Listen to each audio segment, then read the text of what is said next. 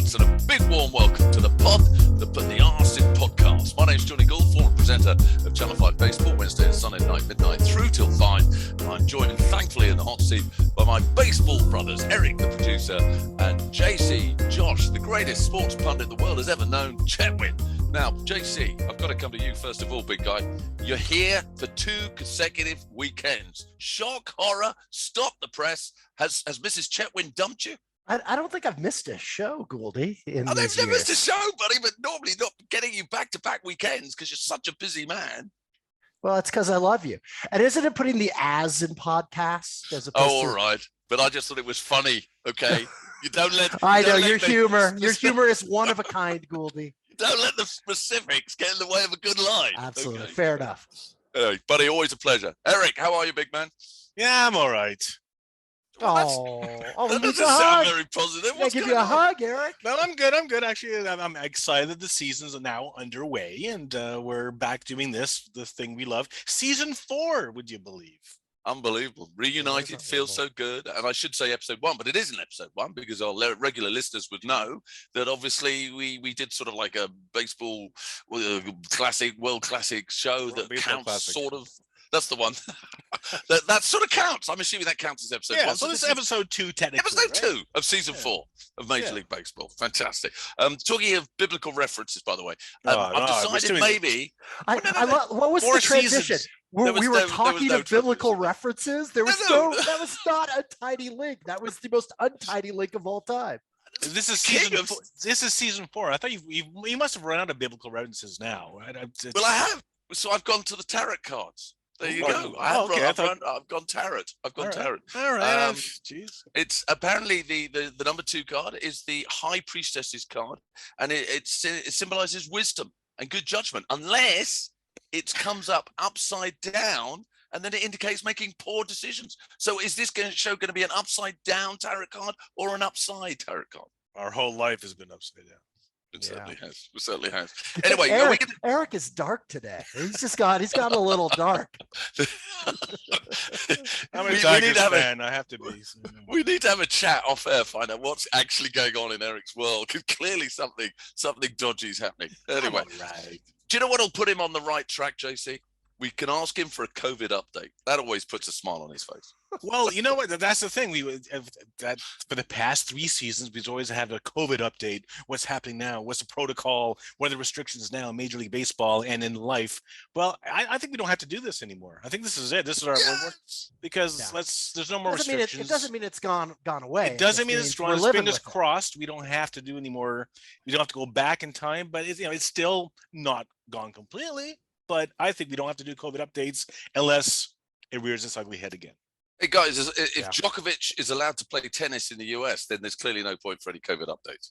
Yeah, and anyone can play in Toronto now for baseball. Correct. Yes, we're moving on from the COVID thing, and that's fingers crossed that is the case.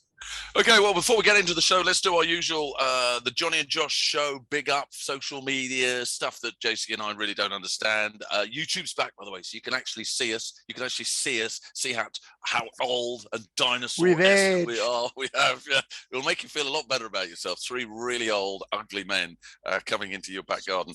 Do check out the channel. Point down at the bottom. I have to point at the bottom because apparently at the bottom of the screen there's like. And likey subscribe. I like this. It's like thumbs up and pointing. Should we nick that line from that great dating show, Lighty? We could do likey. Isn't that it? What's that? I can't remember. That's from me in St. Louis. But anyways, yes, and also our social media. Facebook, Wax Lyrical, Jonny. Facebook, Wax Lyrical, Jonny. Twitter, Instagram, you name it, you're on it. So we're not on TikTok. We should start doing TikToks. Have you done any TikToks? I have most resolutely not done any TikToks. I can't believe your kids have dragged you into TikTok. My daughter has. My daughter does some TikTokery. Did she get you twerking? No, God, no. She knows better. She knows better than that. There's something I can't get out of my eyes now. Yeah. Oh, Gouldy's begging for us to ask him if he's been asked to do that. We're not going to do it. No, we're not going to do it. Oh! Okay, moving on. Oh, so sad. Goldie, have you ever done TikTok? Are we doing a trivia question, Erik? Waffle's back already, by the way. So yeah, we're not even out of the intro. I know, but we got to keep it going. The okay, waffle, well, by the way, for those of you who are new for the show, when we start waffling a bit too much, I hold up a waffle like a yellow card and football referee kind of thing, so we can move on. And moving on to a trivia question, the first trivia question of 2023. How exciting. Now, last night I went to a watch party. No, not something to put on my wrist to tell the time. I went to a party in Stratford, the Westfield Mall, where MLB UK community, and by the way, at MLB UK community, or community, yes, MLB UK community, they hold all these watch parties where baseball fans from around the country can all, congregate in the same area, wear their colors, chat baseball, watch baseball, drink beer, eat Philly cheesesteaks and hot dogs from Passynook Avenue. All sounds very cool. And they had actually trivia questions on a piece of paper asking, and I thought, I'm going to steal that one. Because you're not even doing your own research. No, because it was actually a pretty good question. So I'll use that. So if someone went to that, they're not going to get the benefit of a new trivia question. Exactly. Already know the Good answer. point, JC. But some of them have struggled with it as well. So they got the answer at the end. If you were at that watch party, then okay, so you already know the answer. Switch off now. We've just lost 93% of our audience. That's 4 out of 6. Anyways, or whatever. Thank you everyone who did show up, and thank you BS UK and BBF and all the guys and gals who organized or participated in last night's watch party. Keep an eye on it at MLB UK community, Twitter, Facebook, and all that kind of stuff. Cross promotion, great people. But the question that I will pose to you, gentlemen, is, and it's a very simple one: who was the last player prior to this season to have hit multiple home runs on opening day? Whoa. Okay, so the last player to have hit multiple home runs on opening day, and it was 3 years ago. That's how long ago it was. And was it A, Freddie Freeman, then with the Atlanta Braves? Or is it B, Max Kepler, product of the European Game Development Program? Or is it C, Jock Peterson? Oh. So yeah, there's that sounds familiar. A, Freddie Freeman, Max Kepler, or Jock Peterson, who was the last player to have hit multiple home runs on opening day? Answer later on in the show. Okay, everybody, Chaos Reigns here on the greatest podcast in our back room. This is, of course, leadoff batter number 1. It's the News Roundup. Right, well, let's find out what's been dominating the news. This season is what? This is the 4th day of the new season. And I suppose the one thing that is very much on top of everybody's mind, JC, is how the new rules that have been implemented are impacting. There were 14 violations called on day 1, by the way, where players fell foul, and one of them was quite key, wasn't it? Wasn't it? Of the timing rule, the pitch clock. And what do you know the details of that, Goldie? My understanding is once he looks at the pitcher, he himself has got to get it ready. Was it like an 8-second count? You're talking about the batter. The batter, yeah. Rather, this wasn't the pitcher that was a foul. It was Rafael Devers, wasn't it, for Boston? And it was the 3rd strike, and that was the end of the game. So it was really key. Am I getting this right? Well, both the pitcher and the batter have constraints in terms of time. Yeah. Right. So Erik, it's with no one on, it's 15 seconds. Correct. And if there is a runner on, it's 20 seconds for the pitcher. He must deliver. The batter has to engage within 8 seconds of when the pitcher gets on the mound. The other really big rule as it relates to timing is what a pitcher can do in terms of pickoffs. They get 2 opportunities to throw over. After that, they have to throw out the runner on the 3rd pickoff, or it's a balk and the runner gets to advance a base, which is also a time-related rule, but has other impacts that we'll talk about. But obviously the big impact is just the speed of the game, and I think that was the key behind it. Are you a fan? Because I know that certainly the games I've watched so far, I much prefer the pace of the game. The games there doesn't seem to be any sense of drag. There seems to be an intensity. And I know that in the opening day of the 15 games, 10 finished in under 3 hours, or around the 3 hour mark. It's effectively shaving off 30 minutes of every game, which is pretty awesome. I think when you look at it from the regular, first off, I don't think any rule should be judged immediately. So I think we need to spend a whole season, look at it at the end of the season, and hopefully Major League Baseball will be open to tweaks relating to it. But all that said, from a regular season standpoint, 162 games, I think it's fantastic. I think that when you have an average Wednesday and you have a family going to a night game and they got to get home, got to get to school, awesome. Yeah. My question, sort of the open question, is when you get to the tail end of a game and there's a lot of drama and a lot of excitement, there is something to be said for stretching it out. And I wonder whether in the 9th inning, do you change the rules a little bit? Do you allow the pitcher and the batter to have a little bit more time to play that bat? Because, right, baseball at its core, one of its greatest elements is that competition between batter and pitcher. And so much of the sport is about upsetting rhythm. And it's the pitcher upsetting rhythm with the pitches that he chooses, faster, slower, slowing things down, speeding things up. The batter also doing the same thing. There's that cat and mouse game. You lose all that. And I think it's okay in a general sense, because I think the game has slowed down. I saw one pundit saying that it's turning baseball from a board game into a video game, which brings it up to date. And I get that, but I think that there may be times where you're going to want to see it slow down a little bit. So that would be the one element I might consider. Would you also consider saying that we do away with these rules during the postseason when the games become really key? I have a problem with that. And I said this before when we were talking about the ghost runner, is that you should have the same rules for the regular season as you have for the postseason. It's not a different season. It's not a different game. These are fundamental elements to the game. So whatever you choose for the regular season, I think you have to choose for the postseason. So perhaps the 9th inning, perhaps extra innings, you expand the clock. We do this in a lot of sports where at the end of the game, we change the rules a little bit. We even change it in terms of when you can look at plays in instant replay in baseball. So I think it's okay to have slightly different rules at different times of the game, but I think that you need the same rules for regular season as you do for post. Some good points, Erik, that Josh makes there, particularly with regards to the tension of the game. Therefore, do you adapt in terms towards the end? One might also argue that, a big part of the revenue of any club is selling merchandise, selling food, selling drinks. You're shaving off half an hour of every single game. That surely is going to affect the bottom line in terms of their revenue output. That's right. It's still a little too early to tell whether, hot dog sales, shock horror, will be impacted by this, and beer sales, and that's a lot of revenue for some of these clubs. I push back on that a little, Erik. I mean, really, television money is the biggest piece of the pie for them. Yeah. So I think that they're willing to give that up if they get more seats, more fans in the seats. Don't forget about that. But also, you think of the vendors themselves. Some college kid who's selling beer up and down the aisles or selling hot dogs. He's lost an hour, maybe 30 minutes of income. Can I throw in something into this mix, Erik? Because I think it's a valid point, except ultimately it's only shaving off half an hour at the end of the game, not the beginning, not the middle.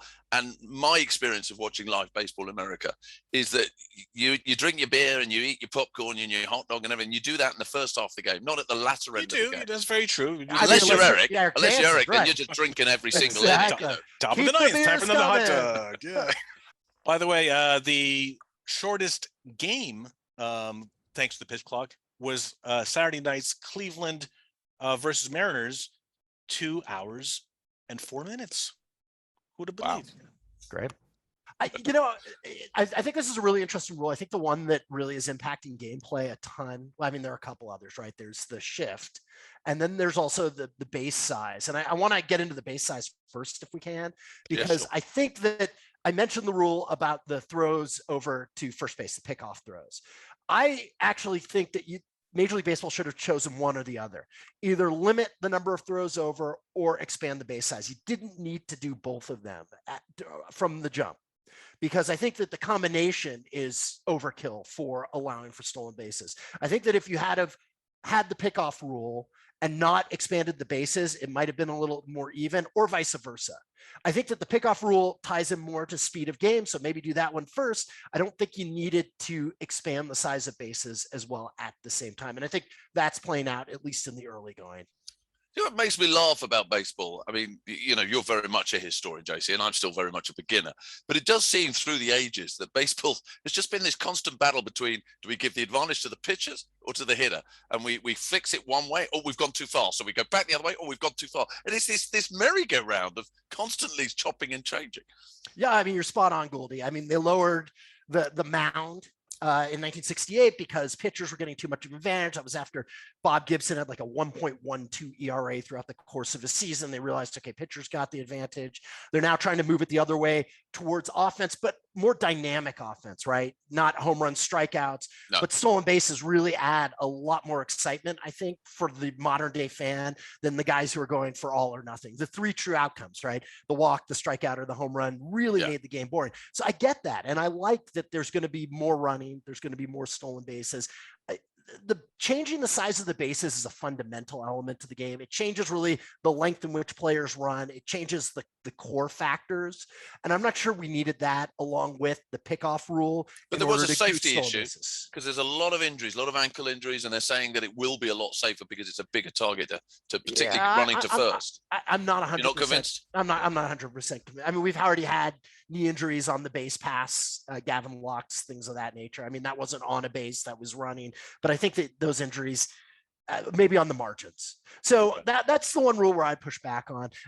What's been really interesting is the shift rule, right? Which is that there's a requirement now that the two infielders on the left side of the infield stay to the left of second base. The two infielders on the right of the infield stay to the right of the of second base, and to prevent these sort of overshifts, particularly against left-handed hitters who are real strong pull hitters. But teams are already trying to work around that, where now they're having the right fielder come in, play sort of a deep second base, which is what they were having with the third baseman previously, and then sort of shifting the outfielders because the rules don't change for that. So I think it's fascinating that back and forth is still there, because my one big concern about that rule was that I love strategy and I love any ways to try and figure out better strategies. So teams are coming up with new ways to do that, and I sort of tip my hat to that. Yeah.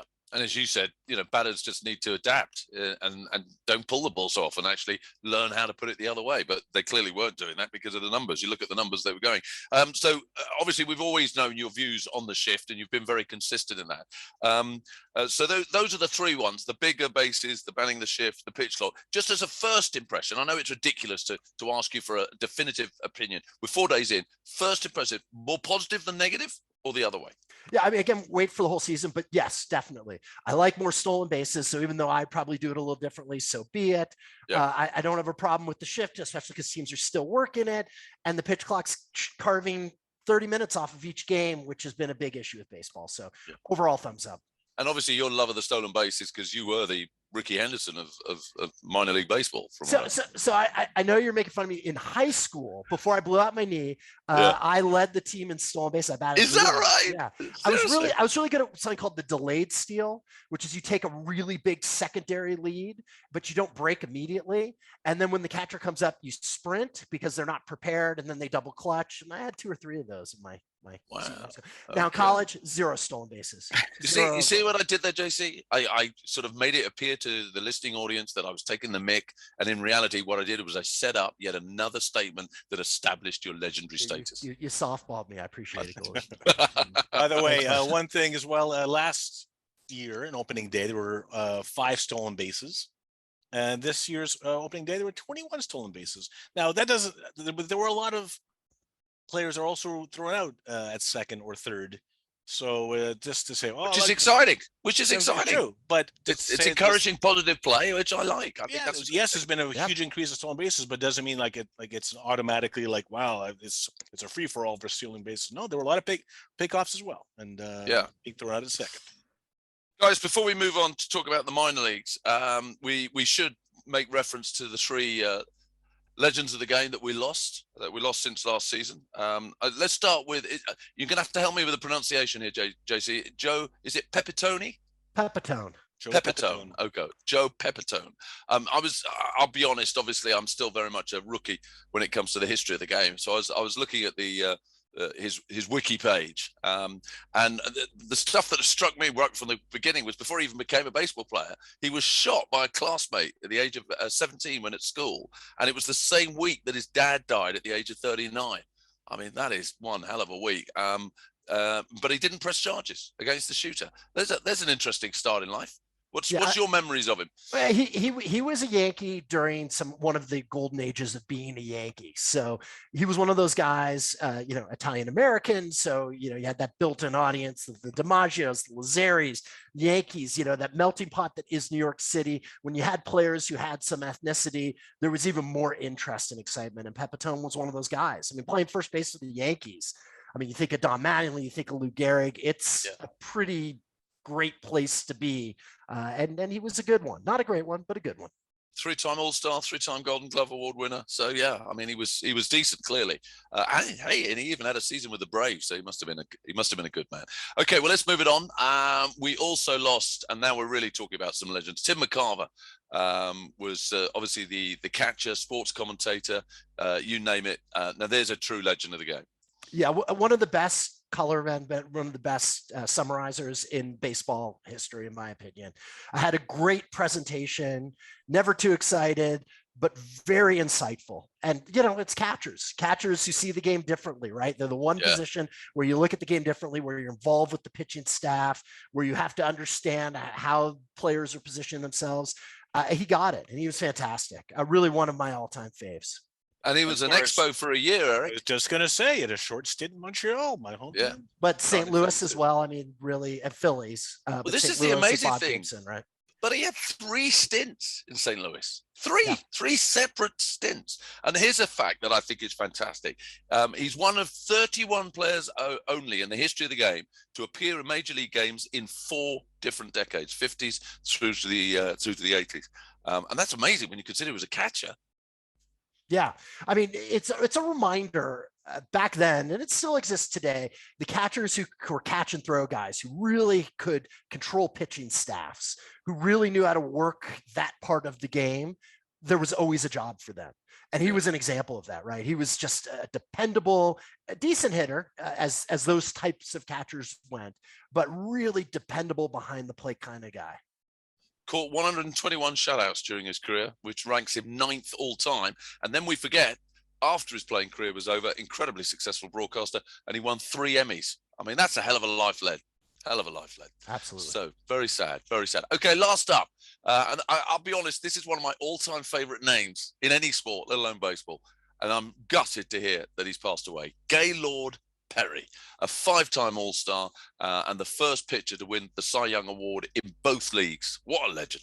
I mean, what I love about him is there's no one who embraced cheating more than him. So, he had the emery board, he threw the spitter. If anyone's seen the movie Major League, you have the pitcher who's like, I put a little Vaseline here and then I put a little jalapeno in my nose. I mean, that was not directly based on Gaylord Perry, but Gaylord Perry, it was the major league version of that. And, he'd go on David Letterman, famous comedian show here in the United States. And he would, sort of wink and say, yeah, that's the type of guy I was. Vaseline underneath his visor. I would do whatever it took to be the best player. And, for a lot of that, we wring our hands, right? We wring our hands at steroids, we wring our hands on a lot of elements of baseball. But the way he had that little glimmer in his eye, right? The way that he approached it with a little smirk, and it was too fun not to appreciate. And obviously it made him a Hall of Fame pitcher. JC, inducted in 1991 and deservedly so. Let me just ask you this. Obviously associated with the Giants for the majority of his career. I think he was there for about 8-9 years, but he was also with the Indians for 3 years, the Rangers for a couple of Padres, Texas Rangers, New York Yankees, Atlanta Braves, Seattle Mariners, Kansas City Royals. I always slightly worry when a player moves around that much. Is that just because he's in demand? What I love about him too, Gouldy, was that later in life he would wear a jersey that had all the emblems of all the teams he played for, because he played for so many teams, and he'd go out there to old timers and stuff. Lest we forget, we met him at the 2007 All-Star game. We went to when we were broadcasting. We were broadcasting from San Francisco in 2007 for the Channel 5, and we met at an MLB PA function, and he was just sitting there, and a lot of kids like, who's that guy? Who's the old man over there? See, So, my it's not guess, Jonny, it's Gaylord Perry's. my guess, Gouldy, is the teams were incredulous that he could keep pitching at a high level, and so Yeah. teams would let him go. And there'd always be somebody who'd be like, "Well, let's give him one more roll out." He'd get out the Vaseline, he'd put the jalapeno in the nose, he'd get it all going, he'd have the emery board, and he'd figure out a way to add more years. I mean, he pitched so late into his life, and that's one of the reasons he made the Hall of Fame. Is his counting stats ended up being really impressive. Well, he's also in the Giants Wall of Fame. He's in the Guardians Hall of Fame as well as the Hall of Fame. What an extraordinary player. 3,500 plus strikeouts. He was a 5-time All-Star, 2-time winner of the Cy Young Award. Yes, we love him. Rest in peace. Amazing. Yeah, rest in peace. One of the greats. And what a great name.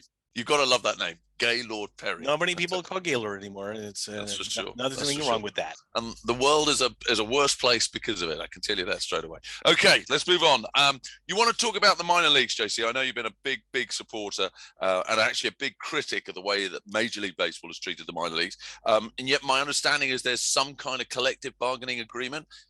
Give us an insight, and what's your reaction to it? I mean, this is massive news. And this is something that has been a long time coming. You think about the rights of major leaguers of free agency and arbitration.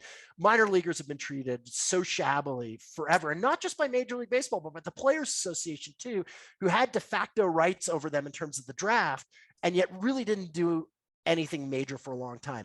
Now, Major League Baseball cut down the number of minor league teams and said that they would better remunerate those who were playing. And I wasn't certain that was going to happen, but there were lawsuits that were continuing on this. And finally, we have a breakthrough. And we're seeing really significant rises in pay for minor league players as minimum pay. It rises at the rookie level from $4,800 to $19,800. It's a huge rise for a short season. Single A is from $11,000 to $26,200. You have double A, which is 13.8, and triple A from 17.5 to 35.8. So, these are reasonable rises. There are more medical options. There's an opportunity for a 401k. And, you start to realize that players are now being treated as if they are in a career, not just in a part-time job. Yeah. But when you consider the average wage in the US, I mean, these numbers seem amazing because they're like double what they were before. Yet the reality is it's still not. It's crap. It's still pretty awful, isn't it? Yeah, compared to the rest of the world. Right, and I sort of car. That's the thing. It's some players had to sleep in their own car or couldn't afford to eat. So yeah. And it does make me feel that ultimately it's tomorrow's generation of superstars that have it in their hands here to really impact. Because if they insist that change needs to happen, when they've actually got a voice that people have to listen to, then hopefully things will continue to improve. This is a step, though, in the right direction, and I assume you're very, very happy with that. Yeah, as you said, Gouldy, it's a start, not a finish. Yeah. And I think they need to continue to treat these athletes at a respectable level. One thing that I think some people who don't follow baseball realize, these are professional athletes. Sometimes people say, oh, pro ball, and they only mean the major leagues. You're a professional athlete if you're paid and you're trying to make a living wage off of that activity.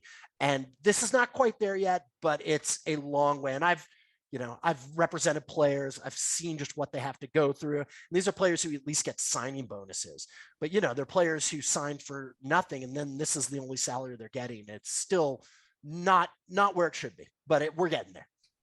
Awesome. Okay, let's round off this first batter up with Badoo Watch. Quick reminder to all our listeners, if you're joining us for the first time in season 4, we basically started following the career of a new player, Akil Badoo, who had this amazing start in front of his parents. We loved it. It was a great story. Hit a home run. The family were going crazy. And so we did a Badoo Watch, and we asked you guys to give us a name for this slot.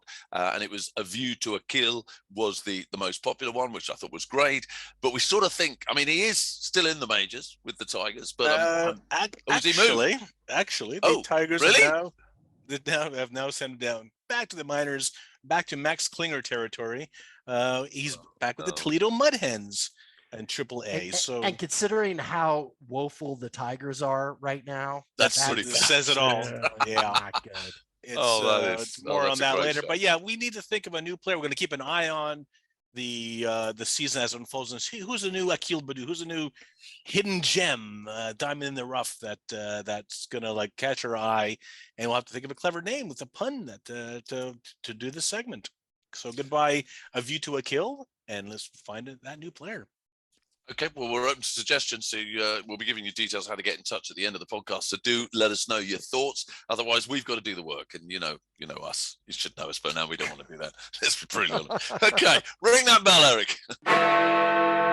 Okay, second batter up. We're going to have a look now at the biggest off-season moves and what our thoughts are on them, and more importantly, what the early evidence is 4 days into the season. I'll kick things off with one of my favourites. Gutted to see Dansby Swanson not re-signing with the Braves.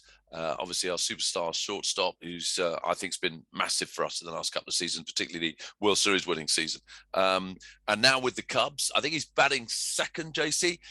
He's had 2 outings so far. He's 6 for 8. I mean, he hasn't had much production because there's not a lot happening around him, but 6 for 8. I mean, he certainly seems to have started pretty hot for his new team.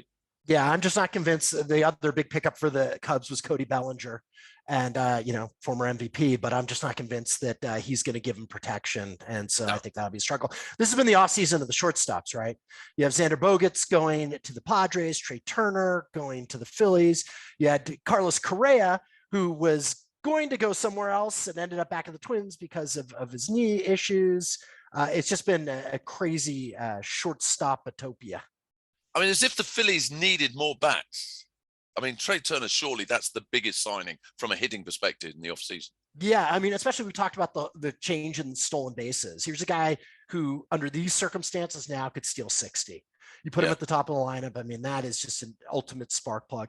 And the Padres are amazing. AJ Preller is an amazing general manager with the Padres. This guy, I mean, there's no such thing as too much depth for him, right? Yeah. I mean, you get Bogaerts, you already had a shortstop, doesn't matter. You have so much depth, figure out a way to make it work, just get the best players. So that's yet another addition to a team that was already really strong. Well, you look at that hitting lineup. I mean, the Manny Machado, who was the superstar, now he's got Soto alongside him, who is, in most people's eyes, at some stage is going to be an MVP because he's still only, 23 or 24. I mean, he's still a youngster. He's never really fulfilled his potential, yet he's been a top 10 fantasy player for at least about 3 or 4 years. Do you think this lineup is now strong enough to genuinely threaten the Dodgers? I do. I mean, the Dodgers didn't do as much. They lost Turner. They went out and got JD Martinez. Not really, a 1-for-1 type of thing. Martinez can still bang, but I'm not sure. A lot of it with the Dodgers is going to come down to pitching. Can Gosselin get healthy? Dustin May, can he live up to his potential? Does Kershaw still have enough gas in the tank? He looked great in his opener. It did. But is he? So did Dustin May. Yeah, is he going to be healthy? Urias didn't look as good. So if the Dodgers pitching is at its, meets potential, then I still think the Dodgers are the favorite. But if they have some injury issues, which they have had, it's going to be a little bit more problematic for them. So in terms of biggest off-season moves, in terms of the impact it's had on the team they've gone to, where do you rank Wilson Contreras, who I'm a massive fan, going to the Cards, and obviously replacing Yadier Molina, who, let's face it, was a legendary catcher. But I think in the eyes of most, he was more a defensive catcher than he was a hitting catcher, whereas this kid is all about their hitting. Right. And I mean, I think you're going to get more offensive production out of the catcher position, which is often a difficult position to get a lot of, OPS plus out of. But whether he's certainly not going to be the catcher, Yadier Molina is. And there's a lot of debate as to what kind of defensive catcher is he? Is he league average, maybe slightly above, or is he quite a bit below? Been questions about his pitch framing. He has pretty good pop time. My question has nothing to do with that element of the catching game, but whether or not he is going to be able to control a pitching staff. He's not going to be able to do it the way Yadier Molina did, where there was that level of trust. But is he going to be good enough to get the most out of some good pitchers? And that's a big question. He also, got hit in the knee to start the season, so he's day to day. But that would be my one worry is what you got out of Yadier Molina was a catcher who knew how to get the most out of the pitching staff. Will Contreras do the same? That's more important than even the offensive production. JC, just rewind slightly because you mentioned Xander Bogaerts obviously going to the Padres, leaving the Red Sox. and yet the Red Sox signed Rafa Divas for a freaking 1,500-year contract, it seems. I just don't understand the logic of what the Red Sox are doing in terms of, you've got a really key player. Would you not build the future? Because they're obviously in transition. They've obviously done that with Devers, yet they've let Xander Bogaerts go. And to me, he was very much one of the sort of nucleus players you should have been building the Red Sox future around. Oh, I couldn't agree more. I mean, it's mystifying the money they spent on Trevor Story last year when they knew that he already had some arm issues, wasn't really going to be a shortstop long term, and then of course ends up having the elbow problem. Even before that, I think his time across the diamond was like 79 miles an hour, which is pretty low for a major league middle infielder. So it makes no sense to me. It's a huge loss. I think there are a lot of questions about the way the Red Sox are going. That said, I'm a big fan of Yoshida. I think that, bringing him over, watching him in the World Baseball Classic, the type of hitter he is, I'm excited to see, what kind of player he can be. But again, outfielder versus a shortstop, you have a shortstop who can be a cornerstone versus an outfielder who's going to be a good piece. Bad choices by the Sox. Okay. Any other moves that you want to focus on, Erik? Have we pretty much covered it, buddy? Well, basically, the Detroit Tigers did, F all. Except, Spencer Torkelson, who was our #1 draft pick, is a crock, but hopefully he comes out of the. So I guess I'm just bitter today, aren't I? But how does that happen? Salty. But JC, how does baseball get it so wrong? A #1 draft pick who actually turns out literally to be a complete. Give him time. I don't know, but I wouldn't say that, but obviously that's the thing about baseball that differs from a lot of from the NFL and the NBA, right? Which is development is always a piece of the puzzle, no matter how good or talented you are. You're not a finished product. There are like 5 to 6 examples of finished products when they get drafted, so it's always a crapshoot. The two other big ones, though, Erik, right? Jacob deGrom going to the Rangers, massive money there for such a creaky pitcher. And then Verlander going to the Mets is a big one too. Both those guys. David Langell, our esteemed fellow panelist on the show, who arrives here, who comes here time to time, isn't here to talk about his Mets, but I guess we'll have to do it for him. Justin Verlander, who came over to the Mets, already on the IL from the beginning of the season. Jacob deGrom being shelled on his first outing on opening day. Well, I don't know if you pick them up in your fantasy teams. I think you're scratching your head right now. Well, I guess what? Justin Verlander was the ace in my pile in my team in the rookie league, which, by the way, JC is playing in, and we are going head to head this week. We're head to head this week, and of course I didn't just have Verlander in my starting rotation. I also had Luis Severino, who didn't even get to first day of the new season before he hit the IL as well. You are born lucky, JC. How can you take me on in the 1 week when my 2 superstars hit the IL before the season's even started? Can we talk about something? So some of the people who have listened to our show probably know that our friend Clive Russell tried to give me the nickname Chet Winge because I was like, whined about some stuff. Gouldy, you are Gould Winge of like epic proportions. Only when it comes to fantasy. I'm not a Gould Winge on anything else. Stay on topic. Let's go back to basics. I gotta say one more thing about this, which is that someone from that league DM'd me, who I didn't know, and said, "Oh my God, you got to play Gouldy. I'm so sorry. Like that guy whinges so much." And I was like, I know, buddy. I've spent 20 years of Gouldy whinging. The world knows. Oh, Let's get back on topic of. Well, I can tell you, every single one of those league members listens to this podcast. Let's just get back to an investigation. I want to know who's been Offseason Moves. I don't give away my sources, Gouldy.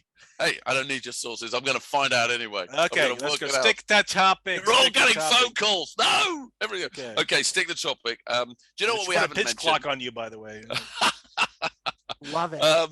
Trevor Bauer playing in Japan. You said somebody would pick him up. Yes, Yokohama. So no one would touch with a barge pole in Major League Baseball. So where does he go? Japan. Yokohama is going to take the Bay Stars are going to take a gamble with him. Hopefully he behaves himself. Time will tell. Yeah, he's kind of gross. It's funny. I've been watching quite a bit of his YouTube stuff over the off season for some reason or another. He does something with this guy named the JUCO King. He has a facility out in, I think, Arizona. And he one thing you can say about him is he cares deeply about his craft. He's an icky, all those things that happen, gross.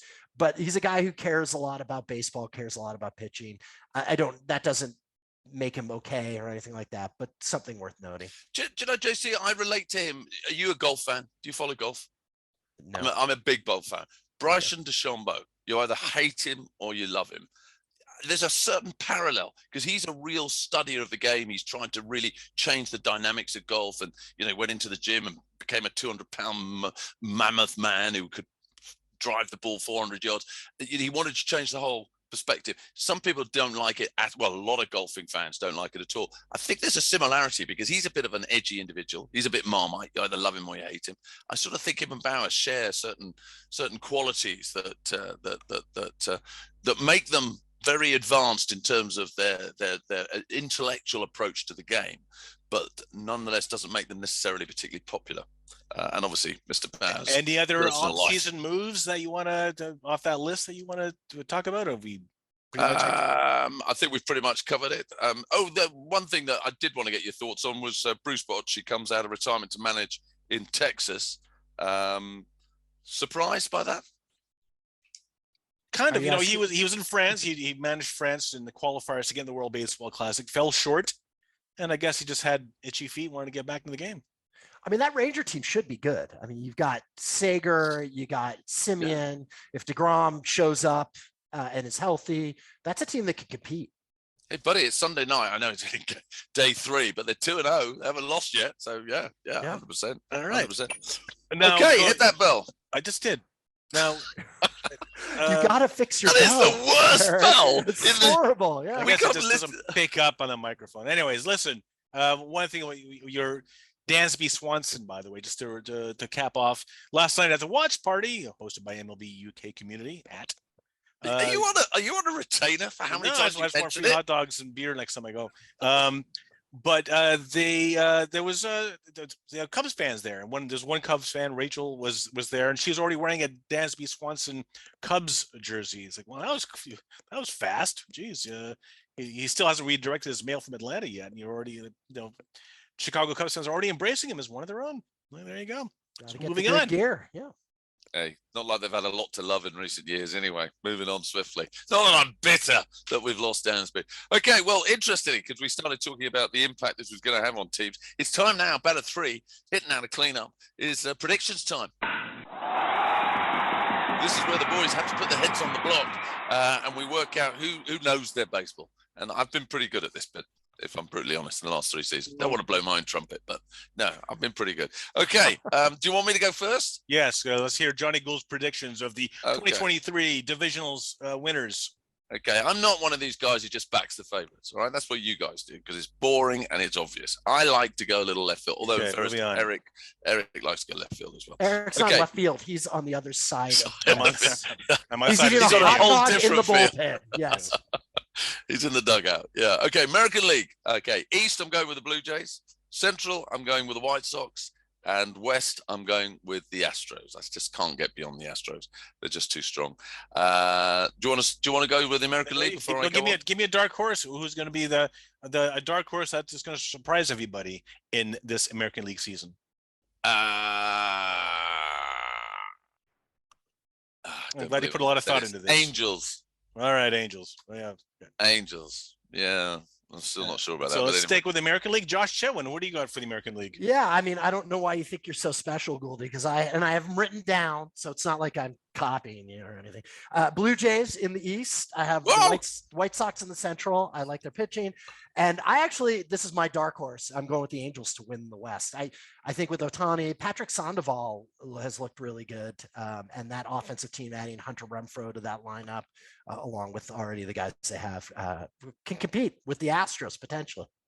So here's a prediction. I think Trout's going to have a healthy year. Here's a prediction for you. Yeah, he's off to a little slow start, but we'll see. But he's healthy. Yeah. Erik, what do you think? I like the fact that Josh's dark horse is also the AL West winner. But yes, I hate to admit it, but I can't get past the Yankees for AL East. I'm actually going to go for Cleveland for the AL Central. Wow. And Dusty Baker's going to do it again and win the AL West for me. And my dark horse will be Texas. I think Bruce Bochy will turn it around. Texas Yeah. dark Yeah, horse. I think that's I a great agree. shout. That's a All great right, shout. I'll go National League first then. This time, Yeah. Go on then, everybody? buddy. All right, Mets in the East, No! Brewers in the Central, and the Pods, I think, are actually going to get by the Dodgers. I'm not convinced the pitching is going to stay healthy for Los Angeles. And your dark horse in the National League? My dark horse are the Cubs.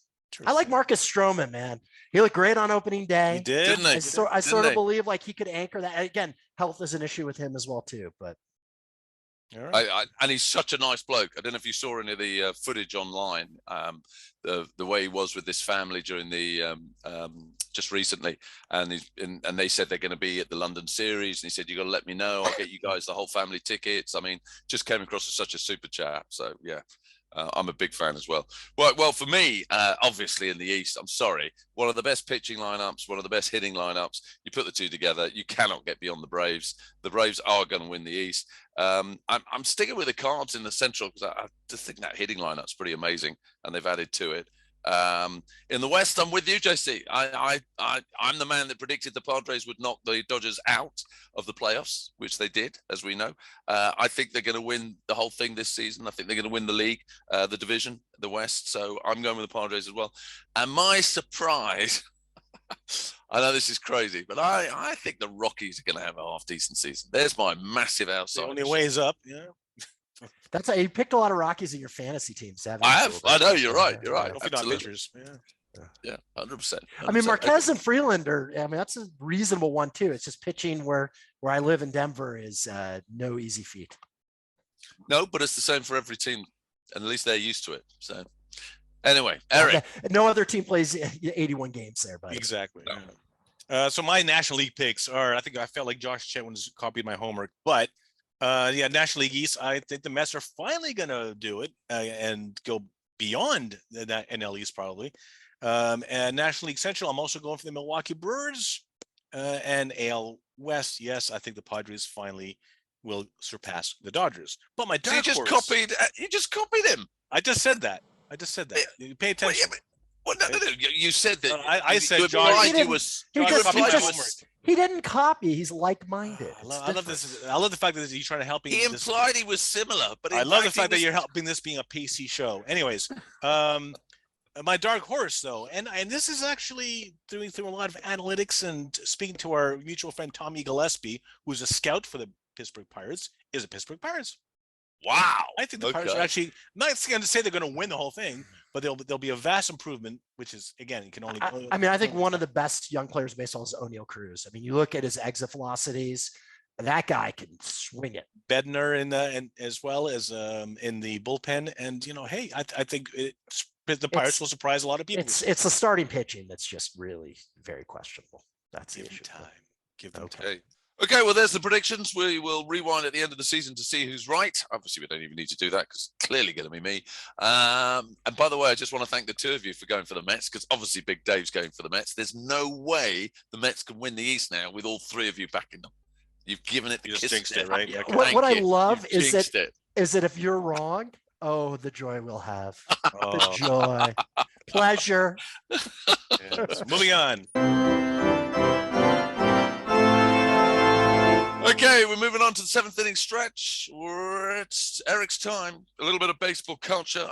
Do we have a book of the week, Erik? We do actually, and in honor of this is all lateral. This all ties in together. Let's face it. If you live in the UK, you go to any bookstore, Foyles, Waterstones, or whatever. You go to the sports section. There's like 2 baseball books, and one of them is always Moneyball. There's not a great selection of baseball books on the shelves in bookstores here in the UK.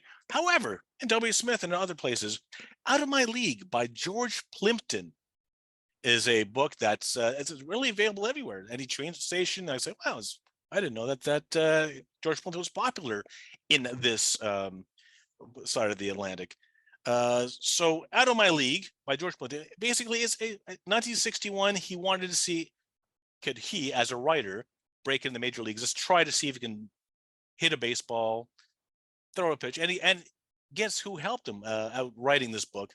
None other than his buddy Ernest Hemingway. And when he got George Plimpton and Ernest Hemingway scribing in the same book, what's not to like? Another thing about George Plimpton is he's also the cousin of Martha Plimpton, who plays Stephanie in the Goonies. That's totally irrelevant, but there's a pop culture reference. Well, after the success of that book, he did it in football as well. I don't know the timing. Paper Lion, that's right. Paper Lion, this and was his first one.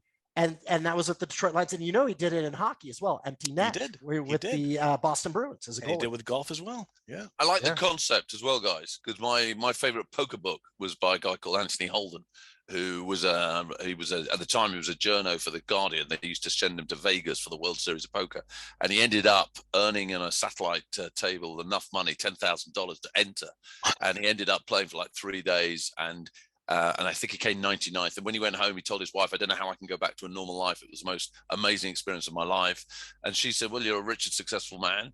Take a big wad of money out." He took 50,000 quid out and said, "Right, I'm going to spend the next year living the life of a professional poker player, and I'm going to write a book about my experiences." It's called The Big Deal. Really recommend it. You don't have to be into poker. So it's the same concept. It's a great concept. You've got a great, if you write well, it's a great concept. Relevance to baseball? Zero. Okay. But I'll add one that's a little more relevant, Erik, which is that was done with fantasy baseball as well too. In that a writer for the Wall Street Journal named Sam Walker decided he'd take a year off of his job and use the ability he had as a journalist to try and get inside information, play in Tout Wars, which is considered the highest of the high fantasy baseball leagues. And he hired on a bunch of people to work with him. The name of the book's Fantasyland. It's a great book. I think I've mentioned you recommended it. I've read it. We've done this before. By the way, click on our social media, because I compiled all the baseball books of the week over the past 3 seasons into like a little survey, a little bit like a click how many you've done. So we'll put the link up again as well as a challenge list challenge, if I should say. By the way, going back to George Plimpton, one thing he did as well, because it's relevant with April 1st, in 1985 for Sports Illustrated, he wrote an article about Sid Finch. Basically, Sid Finch was a player who grew up in a English orphanage, went to Tibet to live for a while and learn yoga, and then somebody discovered that he can throw an 168-mile-an-hour fastball. He was drafted by the Mets, and also, so George Plimpton wrote this in a Sports Illustrated article. The Mets goes, "Oh my God, we're getting somebody who can throw 168 miles per hour." And so Sid Finch was like, everyone's like salivating. Who is this Sid Finch guy coming in? And then, of course, you just have to look at the date, April 1st, 1985. Yeah. I remember getting that issue and reading that article over and over again. It was such a wonderful article. I was just a little boy, but yeah. So, and then eventually, because it was such a hilarious prank on, and of course all the Mets fans fell for it, that he wrote a book about it. That's Sid Finch. Keep an eye out for it. I love the idea that JC's trying to suggest that he was gullible because he was a little boy. I mean, what's changed, big man? What's changed? Being open-minded is not a bad thing, Goldie. It's something you should work on. By the way, I can feel a draft from here. I'm throwing one more book into the fold here, because Tim McCarver, rest in peace, passed away in the offseason. He wrote actually a book called "Baseball for Brain Surgeons," which I recommend. Baseball for Brain Surgeons and Other Fans, written by Tim McCarver, how you can really study the game and know the ins and outs of it. And that's your baseball books of the week, I guess. It's funny that you know who wrote Baseball for Dummies, which, but the main person wrote that was Joe Morgan. Joe Morgan, that's correct. Two color commentators, ends of the spectrum. There you go. Can I ask, just before we move on from the book section, Erik, do you deliberately organize your books on the shelf behind your shoulder in this shot, sort of deliberately, sort of untidy, sort of untidy? Is that actually sort of set dressing, or is that exactly how you have yours? No, the shelf actually collapsed at one point. And you were too lazy to fix. Just chuck them back. Yeah. Sort it out later. Well, that was great, guys. That's definitely a book that I'll be looking out for. Are we doing anything else on the cultural front? Have you got a movie or anything that you want to discuss? No, actually, I won't do. Usually, this is where I actually try to see where baseball intertwines with either a TV show or a movie reference or in any form of pulp culture. But I figure we'll go back into music, Johnny's favorite. Music and baseball intertwine. But I'm going to go with Count Basie here because in 2 weeks we'll have Jackie Robinson Day. As always, honored Jackie Robinson, April 15th.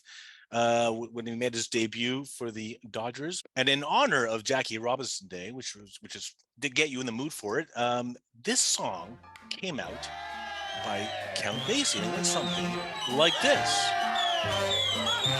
Did you see Jackie Robinson hit that ball? It went zooming across the left field wall. Yeah, boy. Yes, yes, Jackie hit that ball. And when he swung his bat, the crowd went wild because he knocked that ball a solid mile. Yeah, boy. Yes, yes, Jackie hit that ball. Satchel Paige is mellow, so is Campanella. Newcomb and Dobie too. But it's a natural fact when Jackie comes to bat, the other team is through. Did you see Jackie Robinson hit that ball? Did he hit it? Yes, and that ain't all. He's so home. Yes, yes, Jackie's real gone.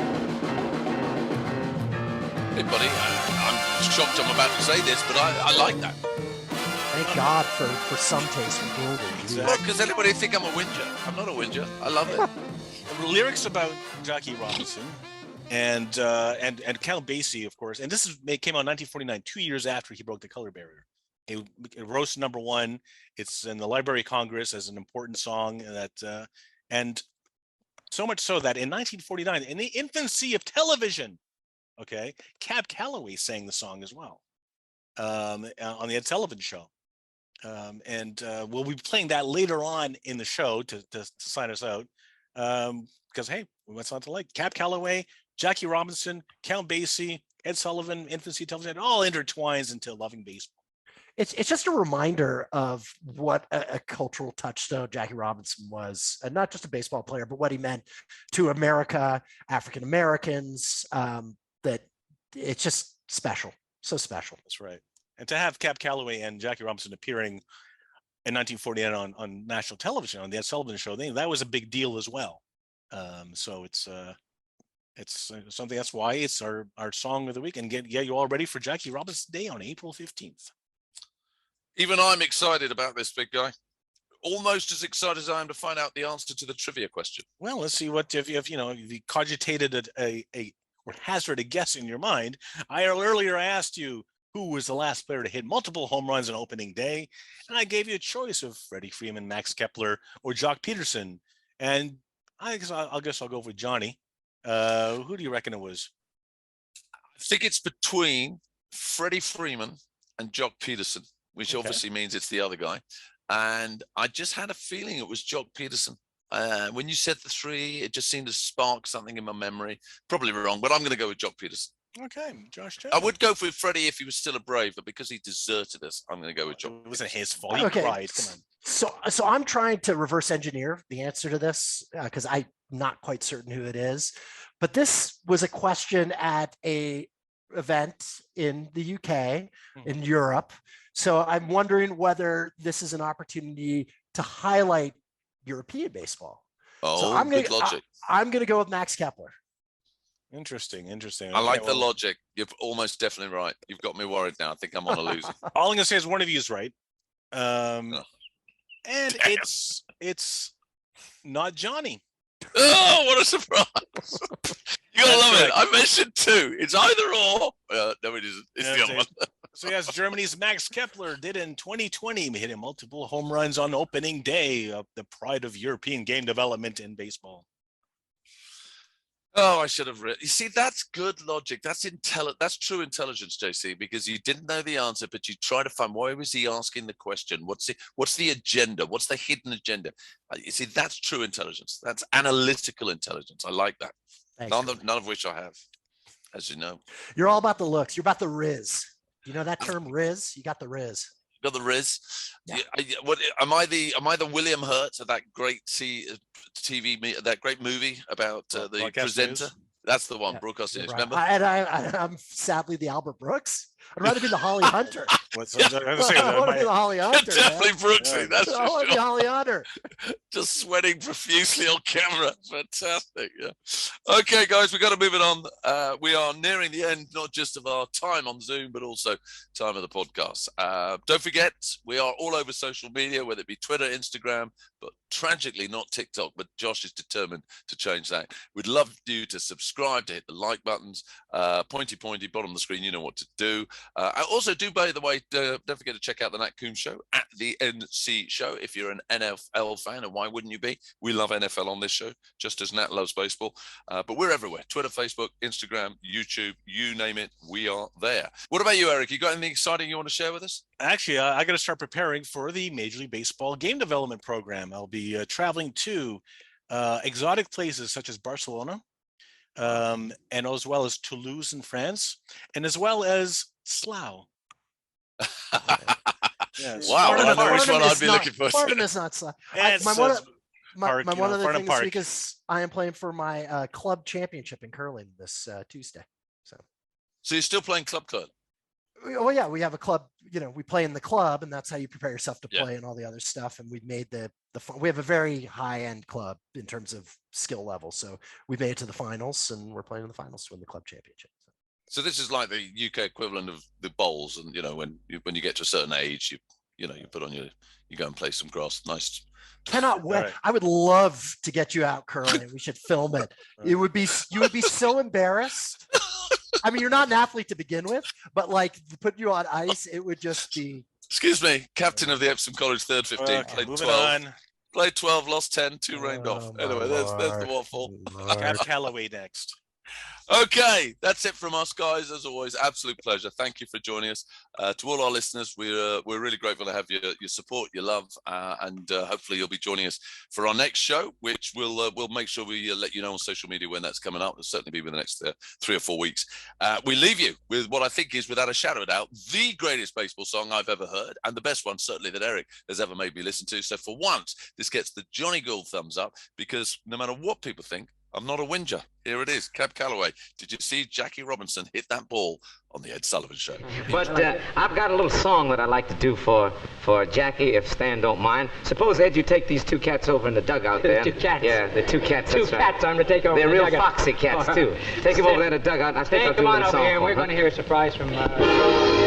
I'm a Brooklyn fan from this side of the river. Every time the Dodgers play, I holler and I shiver. I'm crazy about Hodges, Reese, and Ferrella. But the bum I like best is an all-around good fella.